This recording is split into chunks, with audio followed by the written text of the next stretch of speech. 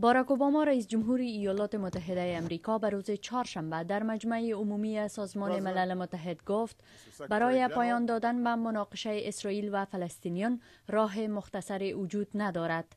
وی گفت صلح با اعلامیه ها و قطعنامه ها در ملل متحد تامین نمی گردد، بلکه صلح از راه مذاکرات مستقیم میان اسرائیلی ها و فلسطینی ها استقرار می یابد. بالاخره اسرائیلی ها و فلسطینی ها اند، نه ما که باید روی مسائلی که آنها را از هم جدا می سازد مانند سرحدات، امنیت، پناهندگان و بیت المقدس به یک موافقه برسند.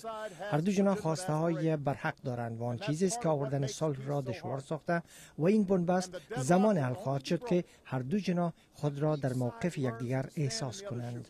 مقامات قصر سفید گفتند رئیس جمهور اوباما به محمود عباس رئیس اداره خودمختار فلسطینی اواخر روز چهارشنبه در نیویورک هشدار داد که اقدام شورای امنیت سازمان ملل متحد را مبنی بر رسمیت شناختن کشور فلسطین ویتو خواهد کرد.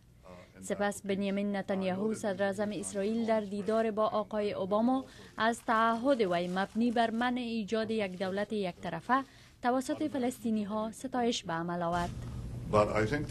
من فکر می کنم که موقف شما اصولی و برای به دست آوردن صلح درست بوده و مایه افتخار ماست.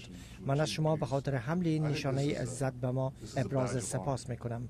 امیدواریم که دیگران نیز همین راه شما را تعقیب کنند. مقامات ارشد فلسطینی گفتند تلاش‌ها برای حصول عضویت کامل ملل متحد به تی نخواهد شد و آنها تعهد نمودند که هر نوع تلاش‌های مخالف سیاسی را در این مسئله رد خواهند کرد. ما از جامعه بین المللی تقاضای کمک میکنیم و این مسئله است که ما را به ملل متحد آورده است. ما تقاضای پیوستن به مافیا یا القاعده را نمی کنیم و نه به کدام سازمان غیر انتفاعی می پیوندیم.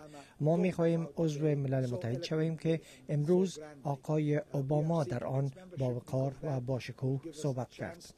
در همین حال نیکولا سارکوزی رئیس جمهور فرانسه که در مجمع عمومی ملل متحد به دنبال باراک اوباما صحبت نمود با موقف امریکا مخالف بود.